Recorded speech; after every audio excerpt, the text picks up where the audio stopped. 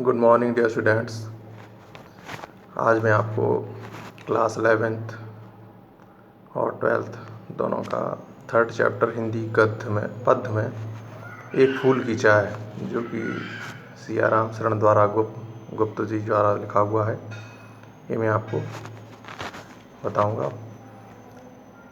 पहले मैं थोड़ा सियाराम शरण गुप्त जी के बारे में बता दूँ। इनका जन्म 1895 ईस्वी में झांसी के पास जो चिरगांव है उसमें हुआ था। और ये जो राष्ट्र कवि हैं मैथिली शरण गुप्त, उनके छोटे भाई हैं। इनकी जो भाषा है वो काव्यपूर्ण, अर्थपूर्ण, भावनात्मक शैली, रचनात्मक शैली की भाषा है।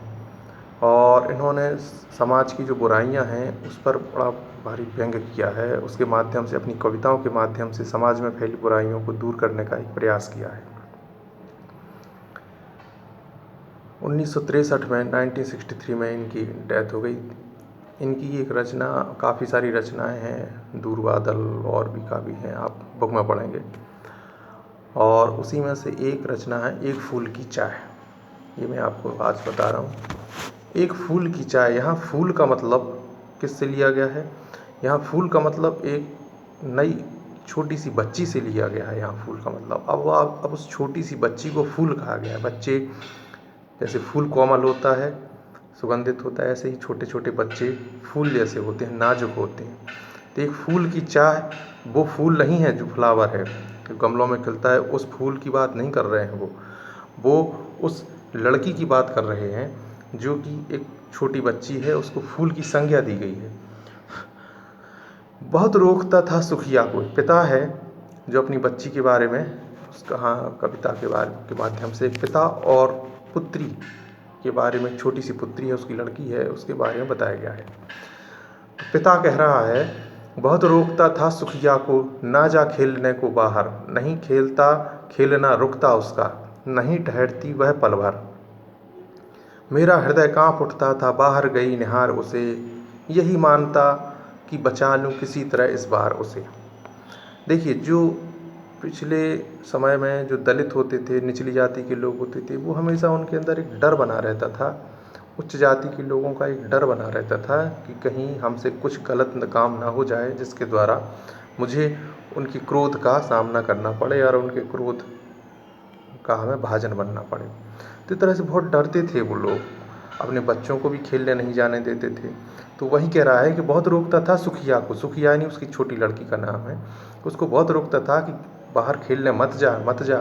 क्यों? क्योंकि उसके अंदर एक डर बना रहता था, उस पिता के अंदर, कि कुछ ऐसी अनहोनी ना हो जाए। एक तो लड़की जात, ऊपर से ये भले समाज, उच्च समाज के लोगों का डर, तो कहीं ना कहीं अनहोनी के डर से एक अनजाना भय उसके हृदय में बना रहता था।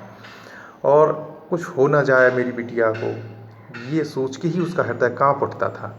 बाहर गई निहार उसे, जैसे ही वो बाहर जाती थी खेलने, तो वो डरने लगता था कि आज भगवान आज का दिन निकाल दो, ये कुछ आज मेरी बच्ची के साथ कुछ अनहोनी ना हो जाए, कुछ ऐसा, ये मेरी बच्ची बची रहे। यही मानता था कि बचा लूँ किसी भांति इस बार उसे। और वो उसके पहले ही कुछ हो गया होगा, कुछ बीमार पड़ गई होगी, या कुछ ऐसा हुआ होगा घटनाक्रम कि जिसके कारण उसके पिता ने उस समय उसको बचा लिया होगा। और इस बार भी कुछ बुखार वगैरह आया, उसको फीवर वगैरह आया, तो वो डरने लगा कि अब इस बार भी किसी तरह बच जाए मेरी बिटिया। भीतर जो डर रहा छिपाए, भीतर उसके जो डर छिपा था अंदर रह के, हाय वही बाहर आया, और अंत में वही हुआ जो उसको डर था। एक दिवस सुखिया के तन को ताप तप्त मैंने पाया। उसने, वो कह रहा है, पिता के द्वारा ये कविता के माध्यम से पिता की भावनाएं बताई गई हैं। पिता कह रहा है कि जो मुझे डर था वही हुआ जिसका मुझे डर था।